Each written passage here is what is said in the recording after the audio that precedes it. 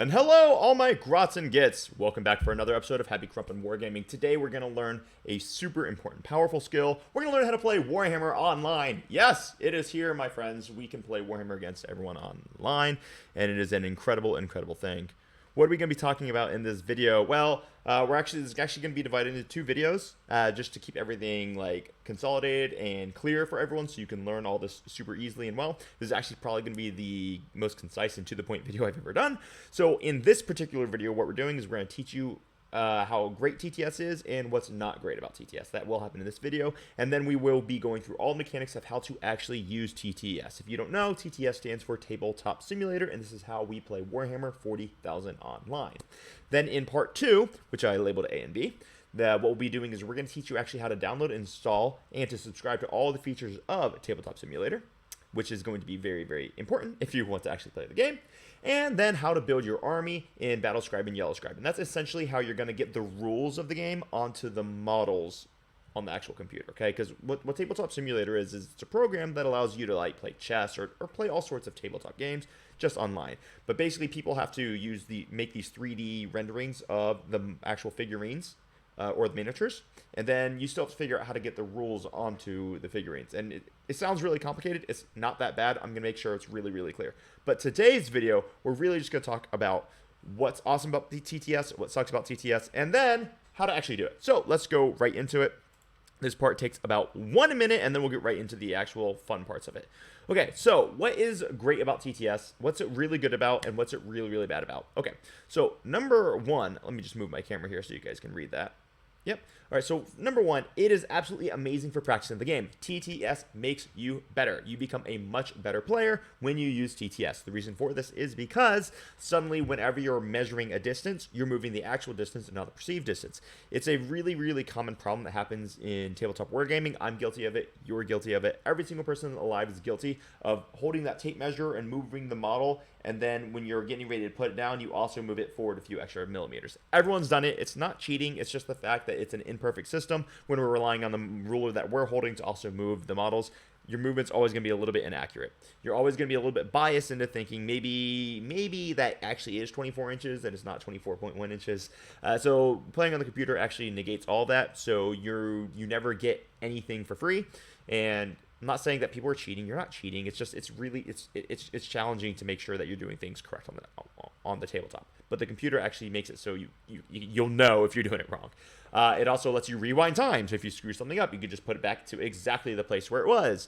It makes it easier to pre-measure. It makes it easier to actually calculate your time. Basically everything just gets a lot easier when you do TTS, which is cool.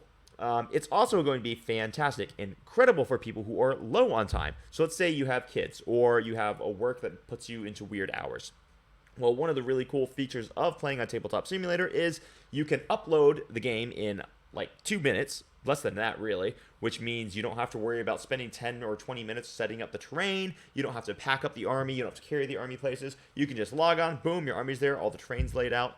And if, say, something happens in the middle of the game, you gotta go, you just click save, boom, you and your friend come back to your game maybe tomorrow to finish it up, and everything's exactly where it already was. So it makes it really, really easy for moms and dads who want to play, but sometimes duty calls and you gotta literally go wipe the duty from the kid. So it makes it really, really easy to pick up games if you're low on time. 3, it's really wonderful for the budget conscious. There is no need to buy models or terrain. I actually used this really, really in depth when I was deciding whether or not I wanted to play orcs, because I played GSC very intensely back in 9th edition, and I played Custodes very intensely back in 9th edition. And right around the time when Arks of Omen was coming out, I really, really was interested in orcs, and so I started them. But I actually played like maybe the first 2 months with my orcs on TTS before I bought a single model, because I wanted to make sure that I really enjoyed the army. And that was super, super good because Warhammer is an expensive hobby, and it's really nice to know that you enjoy where you're getting ready to start. So that is a huge benefit of TTS. And also, I'm the type of person, I will literally never build terrain. I won't do it. It just won't happen. So I'm using styrofoam and beer containers, or I'm playing on TTS where I get real terrain. Actually, it's not 100% true because I'm very blessed. I get to train at 2D6, which is the world's largest independent Warhammer club. But I digress. Now, what are the 3 things that TTS is not the best about? 1, it's not as fun as a physical game, which is just bottom line, it's true. It's not as fun as hanging out with your buddies in real life and just playing a game. It's just not as fun. Two, it can be quite boring if you're playing an opponent who takes a long time in your turn and they're not very conversational, because sometimes you're just sitting there waiting for your opponents to go. That can get boring, which is also a struggle that can happen in real Warhammer, but it's much less likely to happen in real Warhammer. And then three, you can have really annoying connection issues if you're playing with an opponent who's using a toaster and not a laptop, and that definitely happens occasionally. But honestly, those are really the only three downsides of TTS, and it's still fun. It's just not quite as fun as a physical game, but it's infinitely more convenient, much cheaper, and it's really good for building your skills. All right, so that was all I had for the PowerPoint. Let's go right into TTS and figure out how the heck we're going to use this thing. Cool, and here we are. So we're back. This is the loading menu for Tabletop Simulator. It's pretty dang simple. Whenever you want to play a game, you are going to click the Create button. I figured you probably guessed that one. So I'll just click Create. And then for this right now, I'm just going to build a single player because I'm not trying to have someone in. But you can build a multiplayer. If you do, you'll just make the name of it and you'll create a server password. And that's how you'll do it. But I'm just going to make a single player game right now just because no one's going to be joining. All right, so this is the first menu that pops up. So when you get to this menu, and remember, all these downloads and stuff, that's in the other video. I'll show you how to download it. So when your first menu pops up, you have to load up the base map. And that's pretty dang simple. So you're going to click on Workshop here, and this little hammer and wrench. Go scroll over to where, those are all just different maps I have downloaded. You're going to load the 40K competitive 10th edition base map. And you're just going to click on the button, and you'll click Load. And voila, it loads up for you. And now suddenly we are in the game, and this is the map. It's going to ask you which player you are. Are you going to be player red, or are you going to be player blue? I am always player red because red things go faster. It's just how I am. Right here, if you want to create your own maps, you can absolutely do that. But I, will basically never do that. So I'm just going to click Confirm for Gaming. At this point, we actually have the entire map here, and it is very, very cool. We haven't loaded in our terrain yet, but I will show you how to do that in a moment. Let me just kind of go through all of the menu and everything so that you guys can see exactly where everything is and how to use everything. So here we are. So up here at the top from left to right, very, very fun. They've actually got all of the core stratagems right here, and they are already loaded up for us, which is very, very exciting. And basically the entire quick start guide is here, so you can scroll through it if you want. Whenever you are hovering over one of these, you can scroll in just by wheeling on your mouse. Right? Boom, boom, boom. Sorry, I didn't mean to get anyone dizzy there. But if you would like to see it and it's hard to see, you can actually just hold the Alt button while you're holding it, and it's going to pick the card up, and it's going to let you zoom in on it even better. So there we go. So that is the core stratagems that are all up here. It's just automatically loaded up. So if you ever need to address them, it's right there. Then we have Leviathan game rules. So these are, if you ever need to address them, you probably already have these memorized, but they're right here for you if you need to look at them. Over here, we have the actual base map itself. So this is actually how we're going to score ourselves. So for example, I'm always going to click in here. That's Ty Pac-Man. That's going to be my, when I was, I don't know, like 12 and created my Steam account for the first time. That's just what my name was. So that's what my name still is. This is where you're actually going to do all of your scoring. So if I was going to draw a secondary card, for example, I drew a tempting target and I drew capture enemy outpost. If I score enemy outpost, I would put it right here underneath it for 8 points. And if I don't, I would score nothing, right? Tempting target, I would score 5 points. Remember, if you don't know what these do, you can just hold Alt and you can zoom in on them, and it will actually, and it will read it to you. Perfect. All right, so this is actually, and let me go ahead and put those back in there just so I can explain what I just did. Now, all right, so basically, what we do here is this is going to be your deck. When the first base map loads, you have all of your secondaries. I am going to be playing tactical, so what I'm going to do is I'm just going to drop all these cards. Oh, no, put them on the wrong side. I'm going to try to put them all into the deck. You want all your secondary cards to be inside this draw deck. There we go. Okay. So you put all your cards inside the draw deck. You're going to hold the R button because that's going to shuffle your deck. Then the way we interact with this interface is we never actually want to draw the card out, because when you do that, it's kind of some people are dicks. Excuse my language. And what they'll do is they will like code it so that they can draw a different card than what it looks like they're drawing. So we always use the buttons on the menu. So we can just click the draw button and a card comes out. We use the draw button and a card comes out. If you happen to draw a card that says you can't score this on turn 1, then you just click this button to recycle it. It says recycle secondary 1. So let's say we draw defend no man's land, or defend stronghold on turn 1. Well, the card says you can't score that turn 1, so you have to recycle it back into the deck. So you literally just press recycle secondary number 1, and it gives you another one. Perfect. Now, when you're done with the card, say you're at the end of the turn, and you want to discard, what you're going to do is you're going to press the X. Let's say we scored attempting target, so we're going to give ourselves the 5 points for scoring attempting target. Boom. And then we're going to click the X, and we discard the card. Perfect. Now, that's how you interact with your secondaries. And then over here, this would be turn number 1, turn number 2, turn number 3, turn number 4, turn number 5. And it automatically calculates your score for you, which is really, really cool. So you and your opponent will do the exact same here.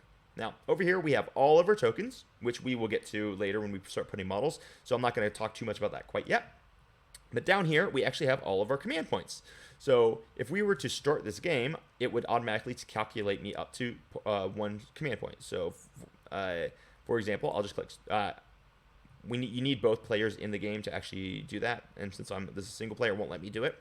But you can manually add yourself command points. So now I have 1 command point, 2 command points, -1, -1.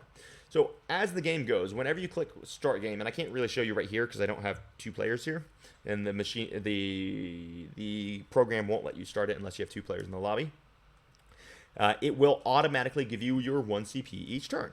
If there's some way that you're able to generate new CP, say you have an Autarch and you're playing Eldar, or you have, I don't know, Gretchen and you're playing Orcs, then you just press the plus button. It gives you an extra command point.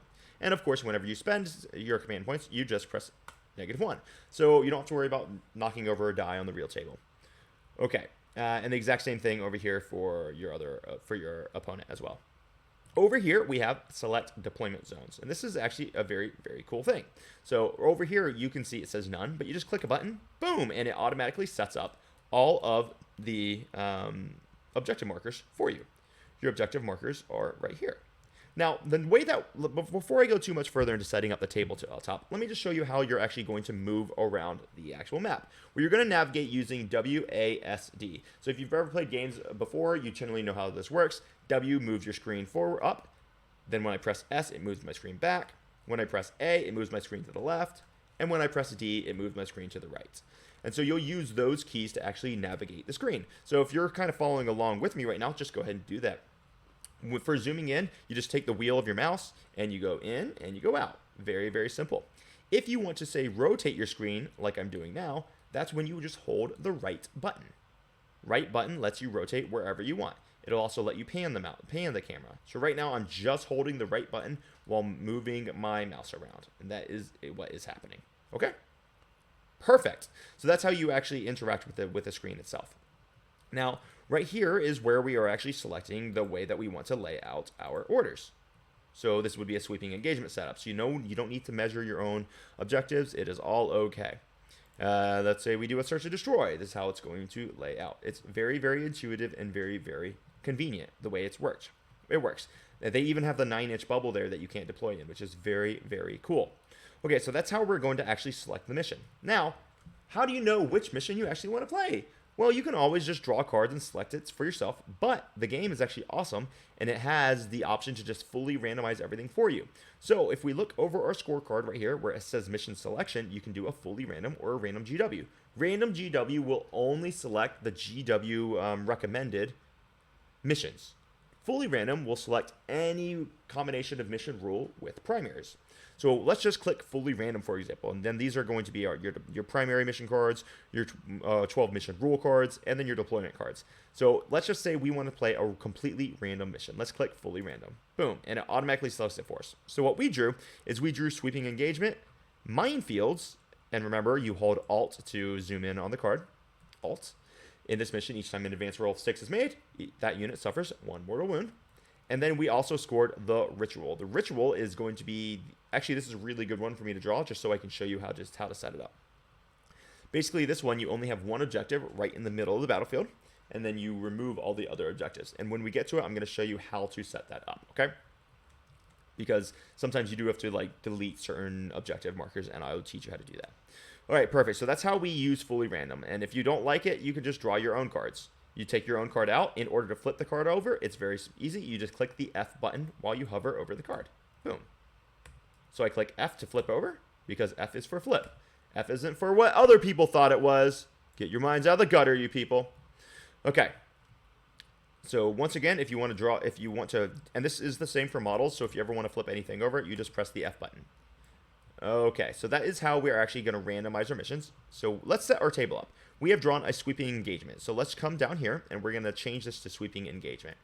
So now we have our table set up for the objective markers, and as you see, our deployment zones are already mapped out for us. This is very exciting. Now, we need some terrain. If you've already watched my other video, you know you've already downloaded all your terrain, and now we need to learn how to load our terrain in, which I'll probably cover in the other video as well, but a little redundancy never hurt anyone. So let's just say that we want, I have all the WTC maps saved here. So this is really important. When we loaded up the base map, which is what we're on so far, everything we've done so far is just the 10th edition base map. Let me show you how to get to that, okay? You're going to go to the games button at the top. You click games where it says where there's a little dice there. And then if we want to open up this base map, we have to go to the FTC competitive 40K 10th edition base. We've already done that, so we don't need to do it again. Now, what we want to do is we want to load in a map. The program is a little finicky. You can't just click the button right here and load it in. So I clicked on it and it says load. The answer is no. Don't do that, because what's going to happen is it's going to stack the map on top of each other. What you want to do is you want to click the options button. There's these three little dots, and then you want to click additive load. The additive load is what's going to place the terrain into the map and not just on top of it. Let me show you what I mean. So let's click additive load. We're going to load it. Boom. And then suddenly the map is placed down.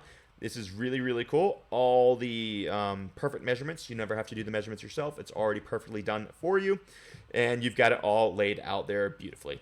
Now, once you're for sure confident that you want this terrain, you're going to hit the confirm terrain button.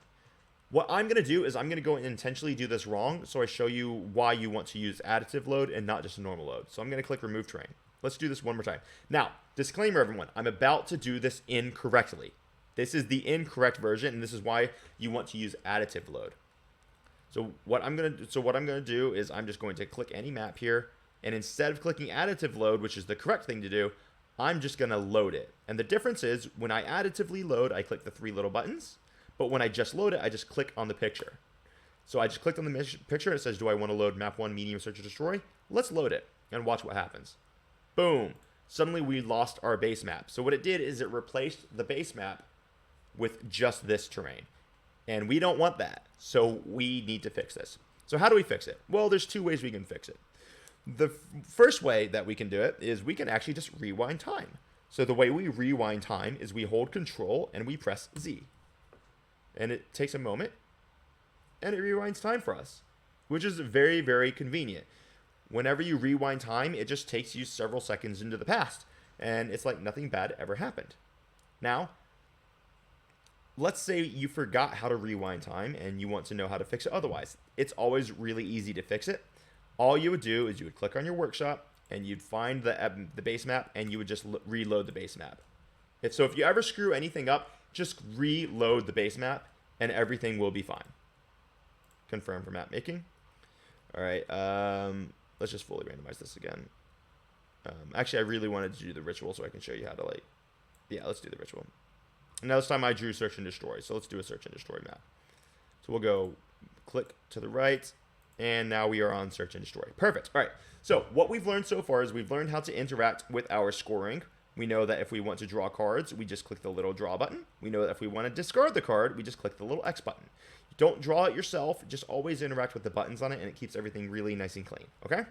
When you're scoring yourself, your primary goes in the primary column, and your secondaries go in the column that's underneath the corresponding card. So your first secondary goes here, second secondary goes here. So the second secondary scores right here, secondary 1 scores right here. It's very, very easy and nice to do.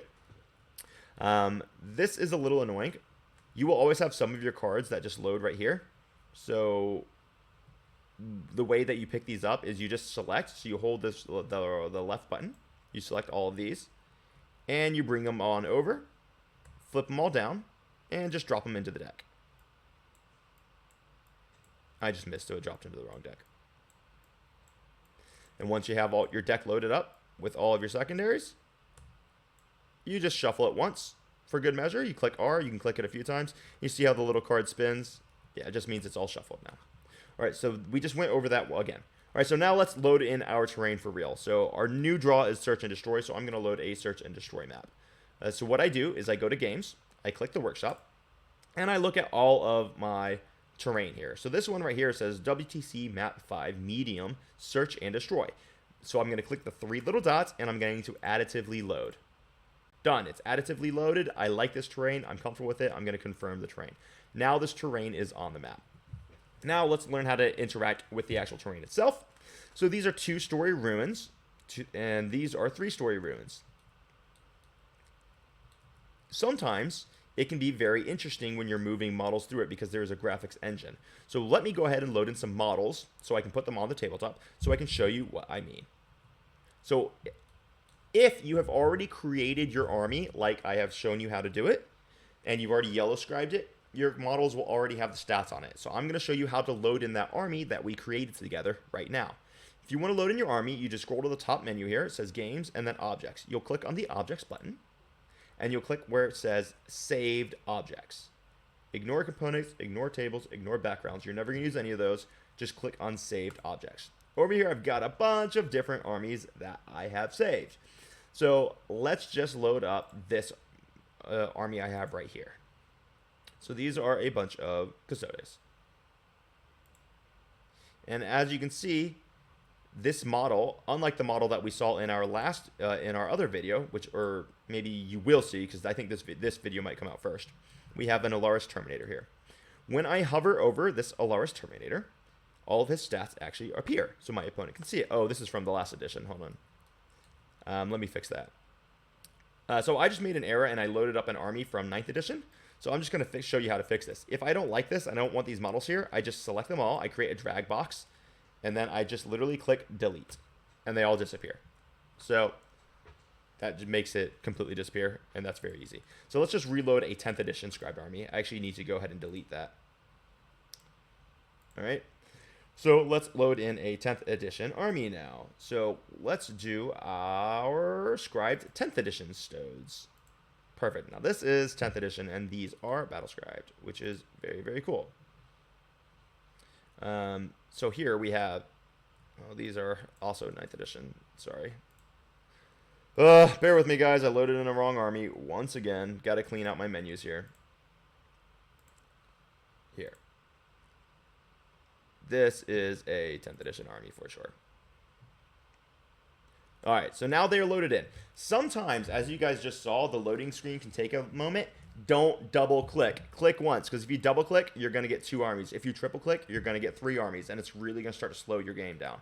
So if you ever double click, it's no big deal. You just drag and you delete the army right there. Boom. All right, so right here, I have my Alaris Custodian. As you see, it says that he has a movement of 5, a toughness of 7, a 2-up save, 4 wounds, a 6-up leadership, and OC of 2. It also lists all of the special rules. Slayers of Tyrants from Golden Light, Invulnerable Save, Deep Strike, and Martial Kata. While you're hovering over, if you want to read about those rules, you can click the 1 button, and it will automatically tell you all of its rules. Invulnerable Save of 4-up. Additional rules, he has Deep Strike and the Martial Kata. Slayers of Tyrants means that every time a model in this unit attacks a character, monster, or vehicle unit, you can re-roll the wound rolls. This is very, very cool and very convenient for you and your opponent if you are trying to know each other's rules. We also have colors at the bottom where we can color code our units. Let's say I have 2 Terminator units. I can make this one the red unit, so I click the red button, and boom. Now, that is all the red unit. And then I've got a second unit of 3 Terminators here, and I want to make sure that I don't mix up the units. So I'm going to make this the blue unit, and I click the blue button, and suddenly they're highlighted blue. It's very, very convenient. The way you get to that menu one more time is as you hover over the models, you press 1. Perfect. So now we know how to hold our models. Picking them up is very easy. You just click the drag box so they're all selected, and then you left click, and you hold the left click. One thing that you can see right here is it's automatically measuring the distance that I am moving my models. This is very dang cool, because now I know exactly how far my models are moving. Now there is a physics engine here, so sometimes you will move really quickly and your models will get all bunched up like this. Don't worry, don't panic if this happens. If this happens, do not release the mouse. All I want you to do is click the escape button. So keep holding the left button of your mouse down and then click escape, and it will automatically return the models to where they were. So once again, once I select them and I pick them up, if I move them too fast and they get all jumbled up, don't panic, just hit escape. They'll go exactly back to where they wanted.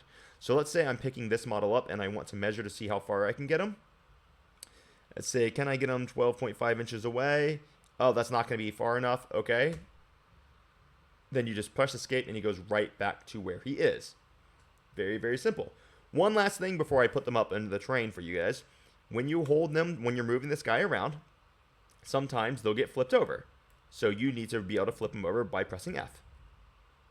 This is also a very good skill for killing models. So say I'm getting shot a bunch and I want to start killing models, I just click F to represent that they're dead. But then you don't forget that you've already killed a model. Okay, so then I want to move a little bit more. Let's say since there's a physics engine, I want to hold it on the ground for real movement. All I do then is as I'm holding down the left button on the mouse, I'll also hold down the right button on the mouse. And now suddenly he's skirting over across the ground. And you can see he'll knock into other models when you do this. So, for example, if I'm trying to interact with terrain and I want to get him as close to as terrain as possible, boop, without going through it, it'll start to resist you. The physics engine will start to resist you. Versus here, you'll just move straight through. So if you want to interact with the terrain and know how far you can move, then you want to hold down that right button and you'll be dragging around the ground. Okay, so we have learned how to move the models. Now let's move them through terrain.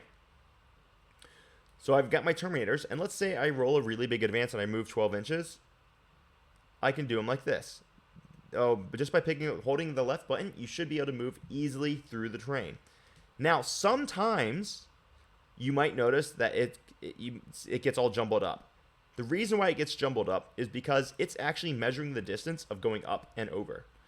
So it'll it makes me, when I move through the stairs, it'll jumble me up. So I just press escape like we just learned. And all I'm going to do now is I'm just going to remove these floors. So these floors, if you look, as I hover over, it says area terrain, terrain traits, scalable, breachable, light cover, defensible, and obscuring. That was more from a 9th edition, which is just kind of forwarded over, but it does still tell you what type of terrain it is. It is area terrain. If I want to remove the second and third floors to make it easier to put my models through it, or say I'm trying to put my models in the corner here and it keeps bringing them up, it's like, shit, I want you to go in the bottom corner there. Well, sometimes it's easier just to remove the floors. So all we're going to do is we're going to right click on the ruin, and where it says state, where it says 3, you just click that, voila, and all the floors disappear. And then it makes it very easy just to hide your guy all the way in the corner. Because whoever said you never put baby in the corner, they were wrong. And then if you ever want to put the floors back on, you just click 1 and they're all right back. It's very, very convenient. It can be, you'll get used to it as you play with it a little bit more. So if you're ever interacting with these and you are really trying hard to move through and you keep getting your models messed up, just remove the floors. It makes it way easier. You right click and you click the little 3 button. If you want just one floor on it, you click the 2 button. If you want them all on, you click the 1 button. Okay. Now, what happens if some of your models do not automatically measure? Well, the reason they're not automatically measuring is because you don't have what's called movement measure turned on. So let's go back to the rest of our army. And I don't know if I have them. I do think I have all of them. Okay, so I don't have it on Kyria Draxis here. So if you notice, when I pick up Miss Kyria Draxis, there's no measurement telling me how far I've moved. And that's not cool, because I want measurement showing me how far I've moved. If you want to make sure that there's movement, what you do is you right-click on Lord Inquisitor Kyria Draxis, and under toggles, there's a drop-down menu. This sounds complicated, guys, but I swear, once you've done it 2 or 3 times, it's not. Then you're just going to click the Measure Movement button. And once you see that little check mark, suddenly it's going to automatically measure the movement. And that is going to make things a lot easier for you. Boom, boom, boom, boom. So one thing that I recommend doing before every game, I just fully select all the models in the army. I right-click, I go to Toggles, drop-down menu, Measure Movement. I turn it off, and then I turn it back on just to make sure everyone has Measure Movement turned on. Now, all this other stuff that you see here is stuff that you don't really need to mess with unless you're like a game developer and you want to mess with code, which I don't, so I recommend you don't either. Okay, so What we've learned so far is we've learned how to measure movement. We've learned how to move our guys. We've learned how to fix it if they jumble up, because if they jumble up, what we're going to do is we're going to press escape and they'll go right back. We've learned how to color code our guys by pressing the 1 button while hovering over, and you can color code. Now let's learn how to interact with the actual models themselves. So as you can see with the Alaris Custodians, I have 4 wounds. If someone shoots me and takes a wound and I fail my armor save, then I need to go down to 3 wounds. So what I do is on the keypad, I'm going to press the number 2. Boop. And as you can see, he just went down from 4 out of 4 wounds to 3 out of 4 wounds. Let's say I lost another one. Boop.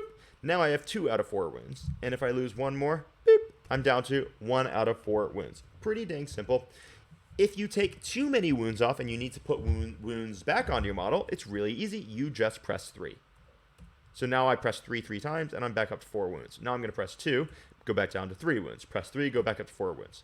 It's as simple as that. Okay. That all works really well. In some armies, say for example, you have Abaddon, the Despoiler, then you're going to have aura abilities. And aura abilities will have a 6-inch bubble.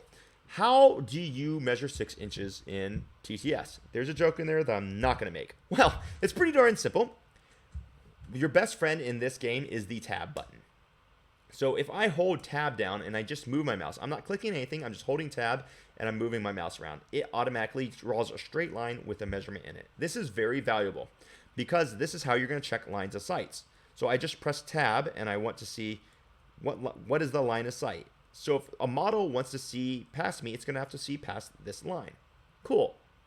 So I can check line of sight really easy. And it also will measure distance. So let's say I have a custodian guard here and I have a terminator right here. And I want to measure the distance between them.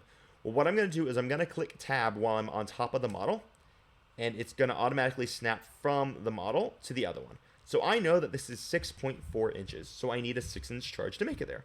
It's very, very convenient. And it will always snap to the base.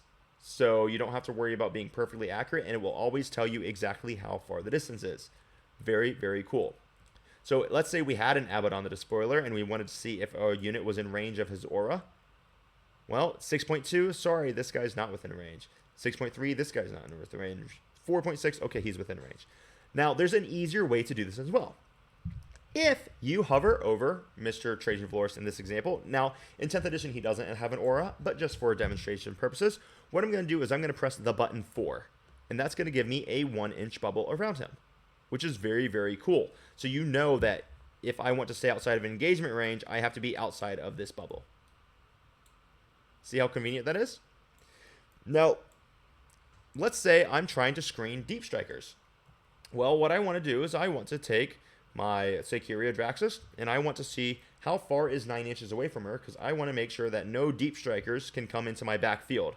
What I can do is I can just press 4 all the way up to 9, and it gives me a full bubble of 9 inches. So this is actually how far, how much of the map is actually now screened just by one model. It really puts things into perspective just how you can actually screen deep strikers, because one model is actually covering almost 1/8 of the entire table, which is kind of crazy to think about, right? So this is a very, very convenient tool for making sure your opponent knows exactly where they're allowed to deep strike and where they're not. So you press the button 4 to get you all the way up to 9. Say you're an infiltrator and you have a 12-inch bubble, you would press it all the way up to 12. That is so darn powerful. Now let's say we're done with the aura, we don't need it anymore, then you just press the 5 button on the keypad to go all the way down. So once again, if you want to give yourself an aura, say your vehicle explodes and you need to measure what's within range for its deadly demise, you'll press 4 until you reach the size of the aura you want, and then you'll press 5 to get rid of the aura. Then, in order to take wounds off of a model, you'll press 2. So I'm at 4 wounds now. I'll press 2 a few times to go down to 1, and then I'll press 3 to put the wounds back on them. Okay, so 2 takes wounds off, 3 puts wounds on, 4 makes an aura, 5 takes away an aura. That is the way to interact with the keypad. Now, that is pretty dang good. Let's go over and learn how to interact with the dice tray here. This is the dice tray. It comes with 5 dice on it. We don't ever roll dice because it gets very sloppy, and honestly, the dice will actually interact physically with the models, so sometimes it'll knock models and things. That was a horrible example of it because it didn't work that time, but sometimes it does. Crap. bad example. Just trust me, don't roll dice. What we do instead is we will actually always put them into this box. So you take the dice, and then you just drop them in the box, and it will randomly roll them for you. Now, this is a very convenient thing that makes it really easy to count dice. If you look right here, it says that I rolled 1 1, I rolled 2 3s, and I rolled 3 5s. So if you're really bad at counting, you can just look on this left-hand column here, and it will tell you what you've rolled. Right here, it'll tell me the face value of the dice, which is 22 total, and I have 6 dice on the map. But total, I've rolled a value of 22, which is pretty dang cool. Now, if I want to roll the dice, instead of picking them up, one thing I can do, I can just click Roll Dice, and then it all rolls. You can also right-click on this button to make it select all dice. But then it won't roll. It'll just select it for you, so you almost never want to do that. So instead, I'm just going to go ahead and right-click it again. This is where I roll all dice. Let's say we have a ton of dice, and you rolled a bunch of them, and you don't need any more. You just click Clear Mat, and it will get all of the dice. It says right-click because you have to right-click it. Speaking of which, if I want different color dice, I just click the color. And then suddenly I have blue dice. And then suddenly I have green dice. And obviously, plus 25 for 25 dice, plus 1 for 1. That is pretty dang easy. Then, in order to make this a little more complex, I rarely use this, but sometimes do, you can do ordered rolls. Let's say that you have an opponent, and they have a Feel No Pain. So what they're going to do is you're going to want to roll in twos. So you're trying to kill Crypto Thralls. Crypto Thralls have 2 wounds each and a 4 Feel No Pain. You can click the in twos button. So what it automatically does is it says, okay, the first Crypto Thrall's first roll for a 2 damage attack, he failed both, he died. The next one took no wounds because he passed both of his Feel No Pains, passed both of his Feel No Pains, failed both of his Feel No Pains. So that's the way that you would you can do that. It does make it easier to do like Feel No Pains and stuff. I rarely use it, but it can make things a little bit faster for you. You can actually load custom dice here. Custom dice are loaded just like everything else. So if I wanted to load up custom dice, I'm going to click on my saved objects here. And where it says Orc Dice, because I play Orcs and I like my Orc Dice, what I can do is I can take all the different colors of Orc Dice. Now, I love the Freebooters dice. I think they're the coolest. So I'm just going to take Freebooters dice out. And I'm going to put them on the map. Where it says Custom Dice, I just click the button, Custom Dice. And now all the dice that come out of here are always going to be Freebooted dice. Whee! It's just fun to have these types of dice. It doesn't really impact the game at all. It's just fun. And that's how you get dice customized. That's how you use the board. Last thing about dice, right here you have a red column that says delete and you have a white column that says roll. So if you right click where it says delete ones, it will delete all the ones. If I right click if you left click where it says twos, I should have said left click on ones. I just confused you. I apologize. If you left click where it says delete twos, it'll only delete the twos. If I right click where it says say delete fours, it'll delete all the fours and all the threes. And if there were twos and ones, it would also delete those. So right clicking will affect everything over that number. Left clicking will only affect that number. So let me right click right now to show you what I mean. So it deleted everything. Now, on the right side of it where it says roll, it's just the exact opposite. So if I left click right on this 5, it'll only roll the number 5s. So if I right click on, or if I'm, if I left click right here on roll 4, it'll only roll the 4. Left click again, left click again. Oh geez, I'm rolling well. If I want to re-roll all the dice, I can just right click over here and it'll re-roll all the dice. You could also say you only want to re-roll failed. So you don't want to re-roll 6s, so you only want to re-roll failed. You just right click on 4 and it'll re-roll only those. So now you would right click on 3 and perfect. And so on and so forth. Okay, so I think we learned how to roll dice. Over here, you also have D3s. So you can always pull D3s out of here. You have little flags that you can use for banners. You can have sticky objective control markers. So let's say this objective is sticky. You can just click on it like that. Pretty easy.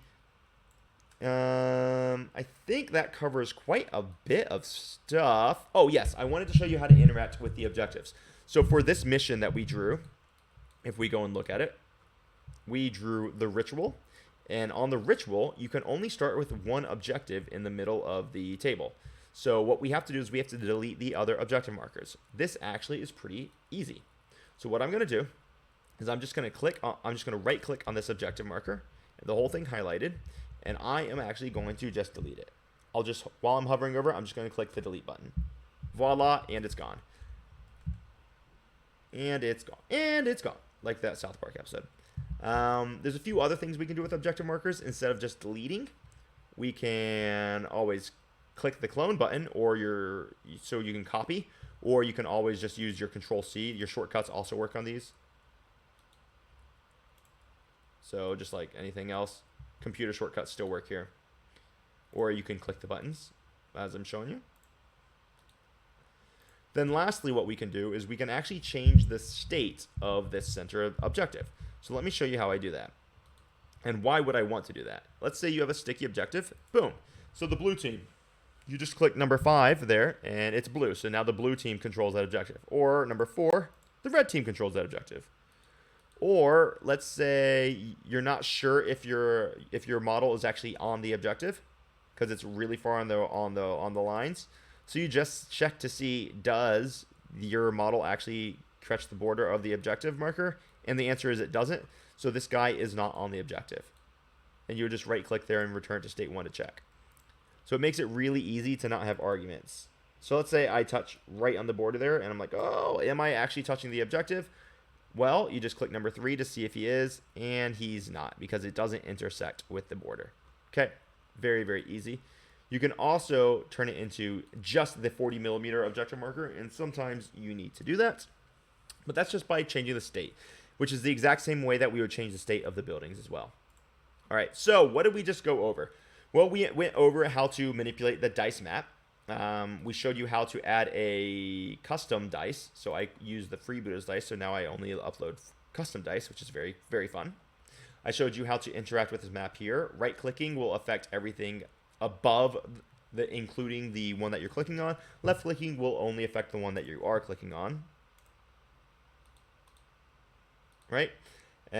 We showed you how to do an order rolled, where you can order roll it in 2s.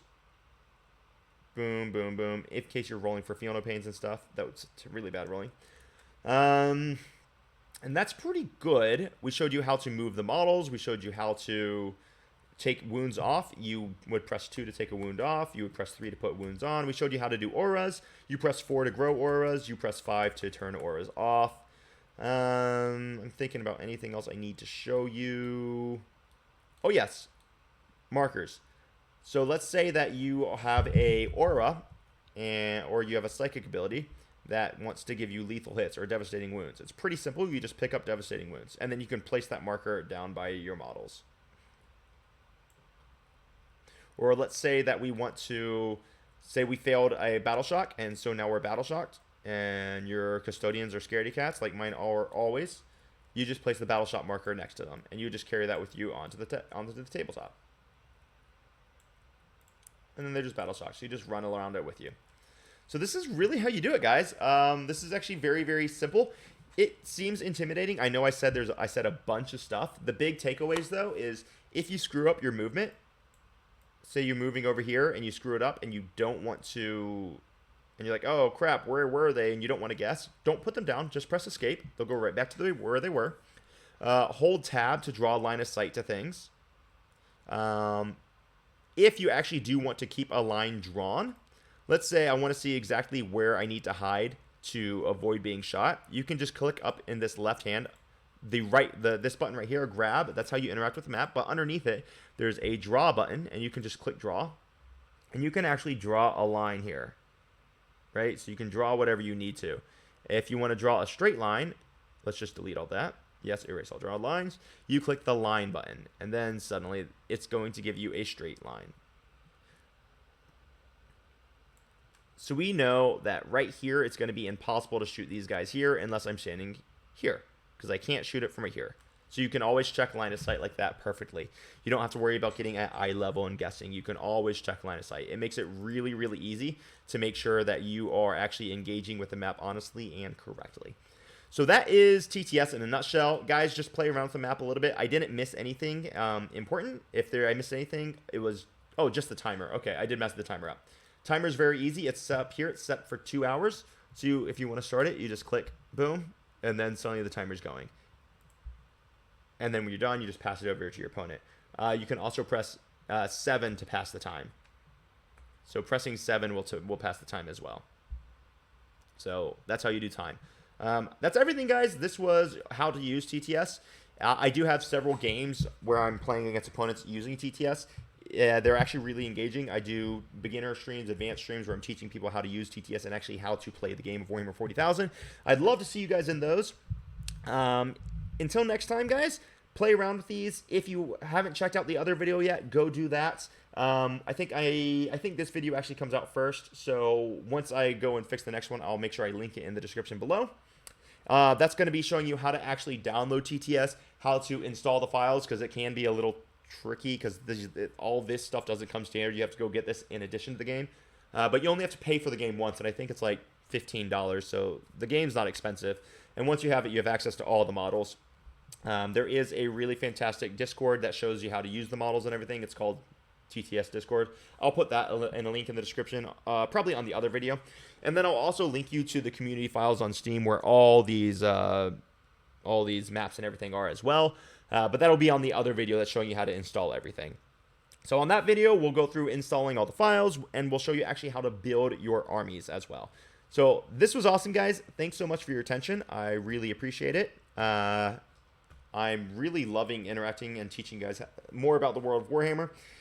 So until next time, my happy crumpers, crump on and love life. Bye-bye.